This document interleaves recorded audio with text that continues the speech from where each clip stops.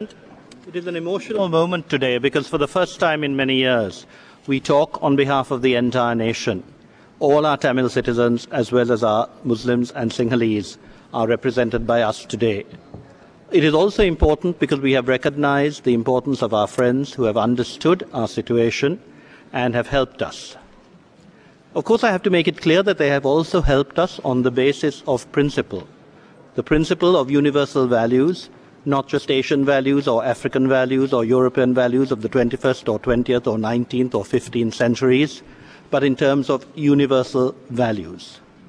They have asked us, and I think rightly so, to address certain issues that are of enormous importance, which we have tried to address and which we need assistance to address more fully. Firstly, there is the question of the condition of the people in our camps.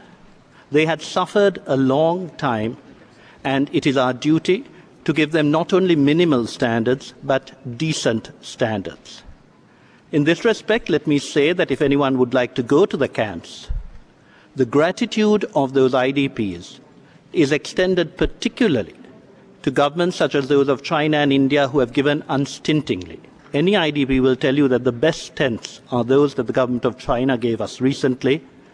The best relief packages were those given by the government of India. And it is that type of generous giving for people who have suffered that we appreciate.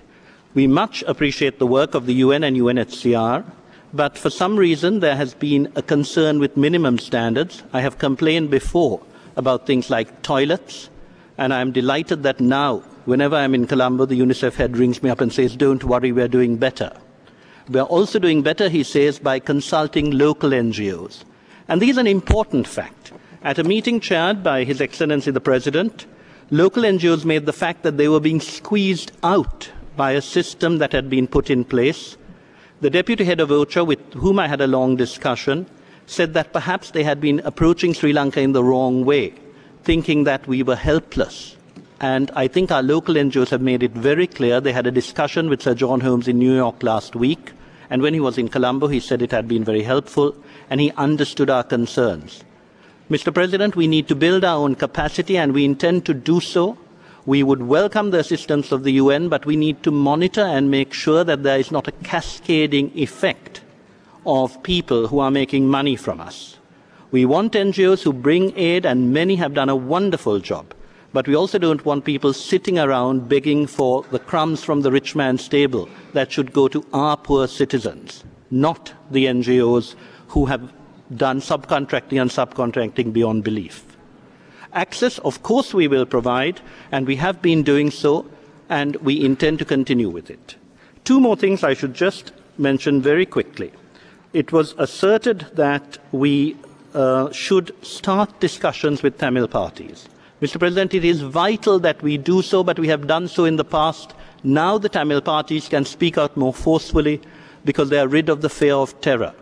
We are going to have elections soon for the Jaffna municipality. The last elections were held in the 90s. The mayoress was killed by the LTT.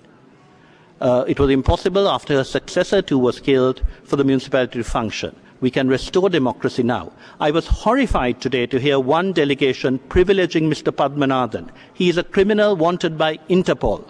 And to bring his name up here as someone we should be negotiating with shows the contempt in which some countries hold the elected Tamil representatives of our people with whom we will work.